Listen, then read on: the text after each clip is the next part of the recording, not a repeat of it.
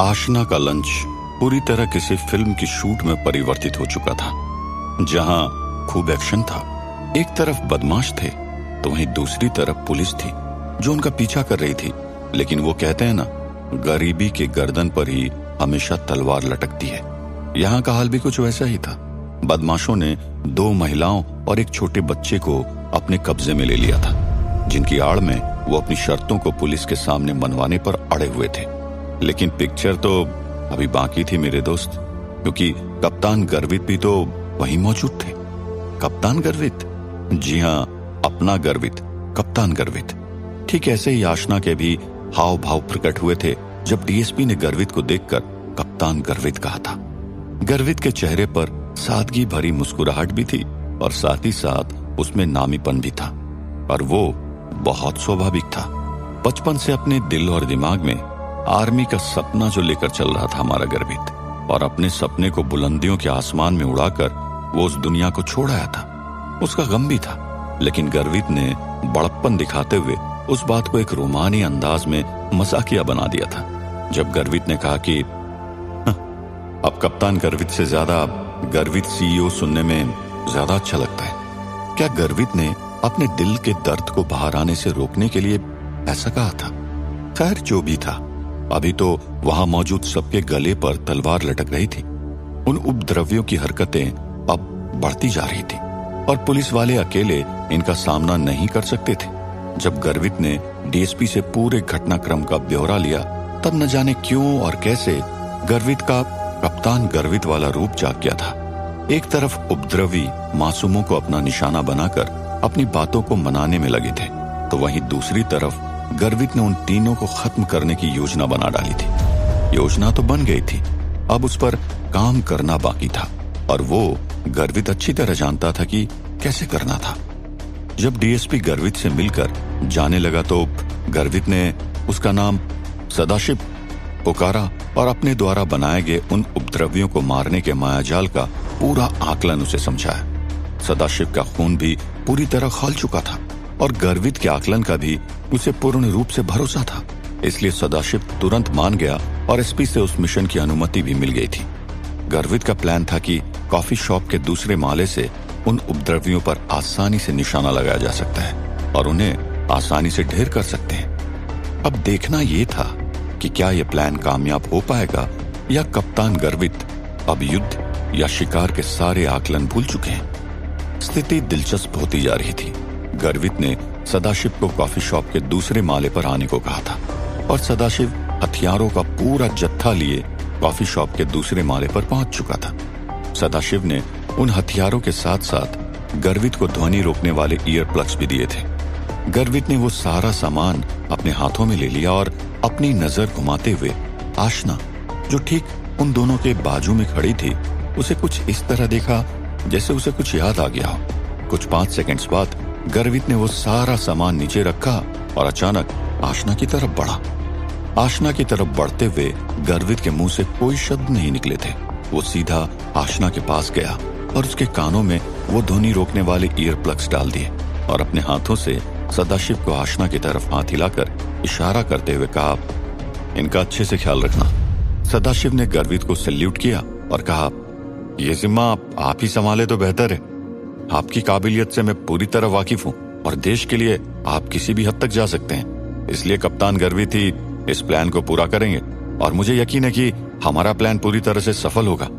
गर्वित ने जब ये शब्द सुने तो उसका शरीर पूरी तरह गर्म हो चुका था। ये शब्द उसके लिए किसी आर्मी ओथ से कम नहीं थे।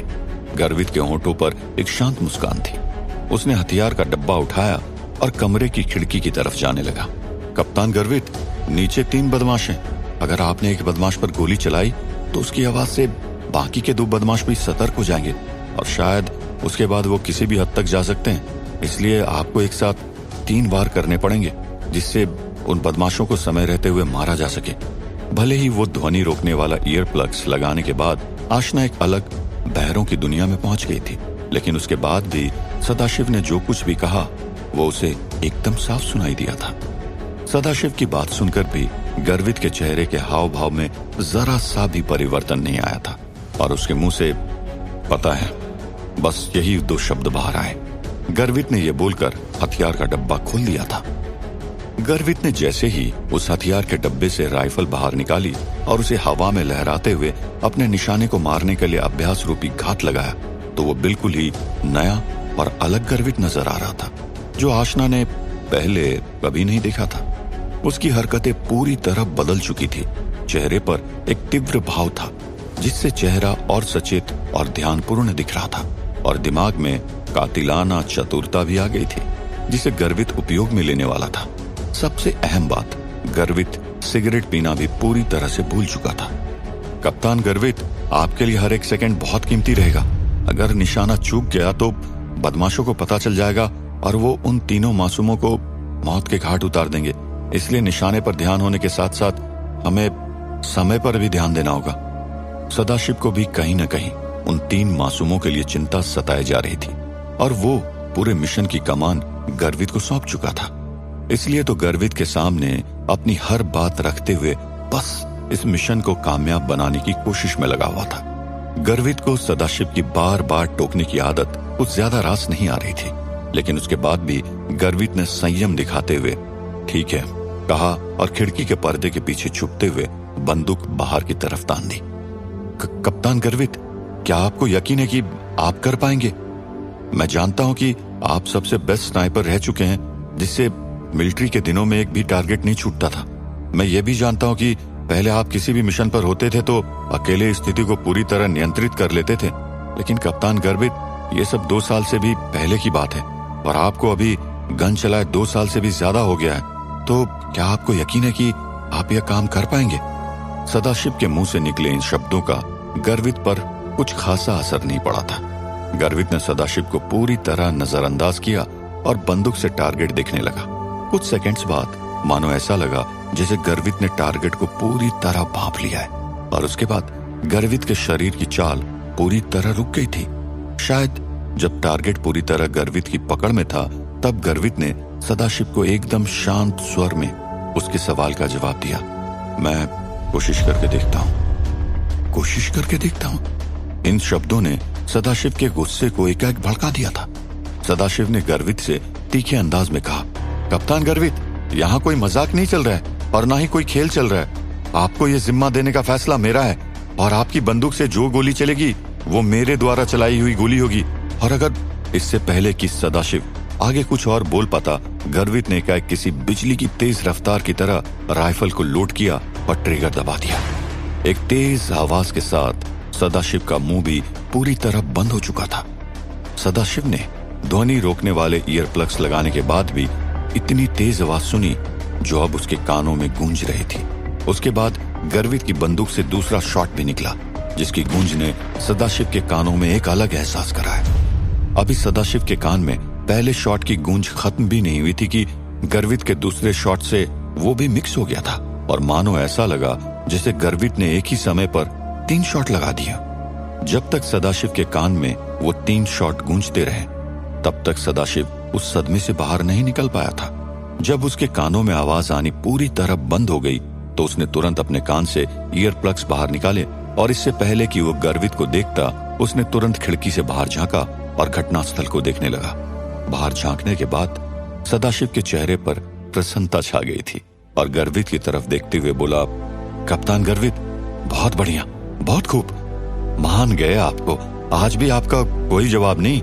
उन 3 शॉट्स का टाइमिंग इतना शानदार था कि पता ही नहीं चला, और गोली आपने सीधा उनकी कलाई में मारी। वाह, क्या बात है, बिल्कुल उनकी कलाई के बीच में। शानदार कप्तान गर्वित, शानदार। सदाशिव के मुंह से निकली उच्च प्रशंसा सुनने के बाद भी गर्वित के हाव भाव में कोई भी बदलाव देखने को नहीं मिला था। गर्वित बस अपना मुंह नीचे किए बंदूक को ही घूरते जा रहा था। आशना ने देखा कि गर्वित की उंगलियां ने उस बंदूक को कस के पकड़ा है, और धीमे धीमे वो उंगलियां उस बंदूक पर घूम रही है। ये देखकर ऐसा लगा जैसे मानो गर्वित को ये राइफल पसंद आ गई हो, या फिर गर्वित को बंदूक का खासा ही शौक हो। कप्तान गर्वित, आपका बहुत बहुत शुक्रिया। हमें वो 3 बदमाश भी मिल गए, और हमने उन 3 मासूम बंधकों को भी आजाद करवा दिया। अगर आज आप नहीं होते तो न जाने क्या अनर्थ हो जाता। आपका बहुत बहुत शुक्रिया, सदाशिव ने सैल्यूट करते हुए गर्वित से कहा। जैसे जैसे सदाशिव गर्वित की प्रशंसा किए जा रहा था, वैसे वैसे गर्वित का ध्यान राइफल से भ्रमित हो रहा था। अब गर्वित की नजरें पूरी तरह राइफल से हट गई थी। गर्वित ने भी खिड़की से बाहर झांकते हुए नजारे को देखा और बाहर देखने के बाद राइफल को वापस सदाशिव को सौंपकर चुपचाप अपनी पोजीशन से उठा और बिना कुछ बोले वहां से जाने लगा। ये देखकर आशना को भी एहसास हुआ कि शायद काम खत्म हो गया है और उसने भी वो ध्वनि नियंत्रित ईयर प्लग्स अपने कान से निकालते हुए टेबल पर रख दिए और गर्वित के पीछे चल पड़ी थी। जब आशना गर्वित से बस 2 कदम ही पीछे थी तभी अचानक गर्वित चलते चलते रुक गया।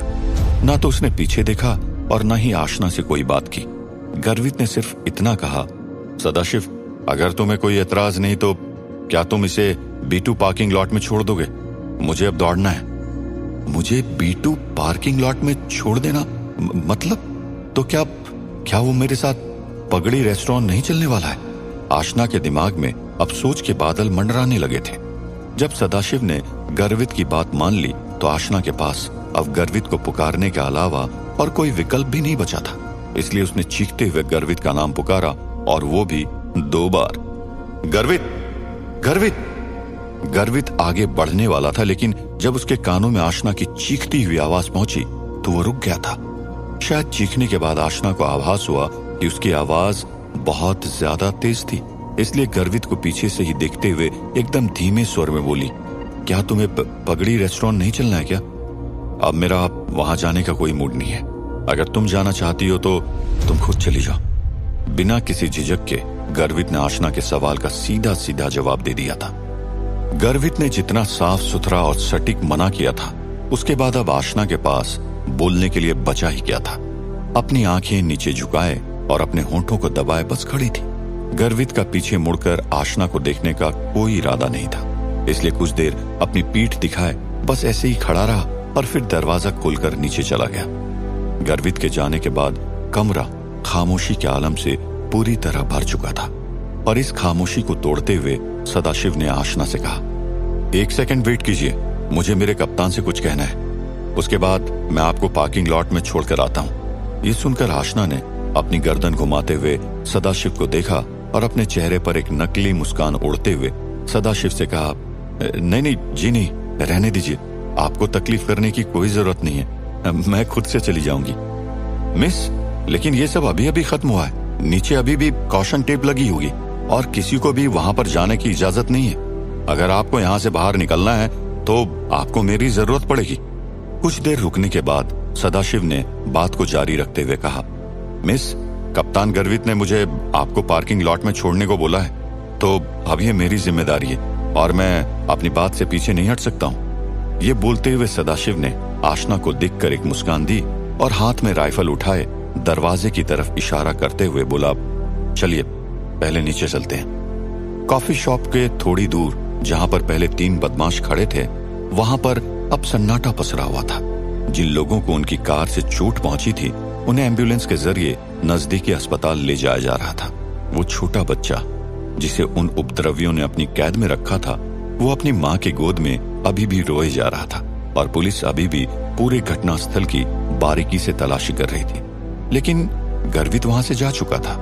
नीचे आकर सदाशिव ने आशना को थोड़ा रुकने को कहा और खुद अपने हाथ से हथियार का बॉक्स लेकर जीप तक गया और अपनी टीम से कुछ कहते हुए वो हथियार का बॉक्स उन्हें थमाया और भागते हुए आशना के पास आकर क्षमा मांगते हुए कहा, अब माफ कीजिएगा, आपको इंतजार करना पड़ा, चलिए अब चलते हैं। सदाशिव का ये शिष्ट व्यवहार देखकर आशना के चेहरे पर मुस्कान आ गई और उसने धीमी आवाज में कहा, अरे नहीं, कोई बात नहीं। आखिर गर्वित एकाएक कहाँ गायब हो गया था? क्या गर्वित को अपने पुराने दिन याद आ गए थे? क्या गर्वित उन पलों को याद करके अपने आप को अकेला कर उस एहसास से जूझने लगा था? क्या होगा आगे? क्या गर्वित और आशना अब छोटे राजमहल में जाएंगे या आगे ऐसा कुछ होगा जिससे गर्वित का रूप पूरी तरह बदल जाएगा? क्या गर्वित का गुस्सा दोबारा आशना पर निकलेगा? जानने के लिए सुनते रहिए ये प्यार नहीं आसान।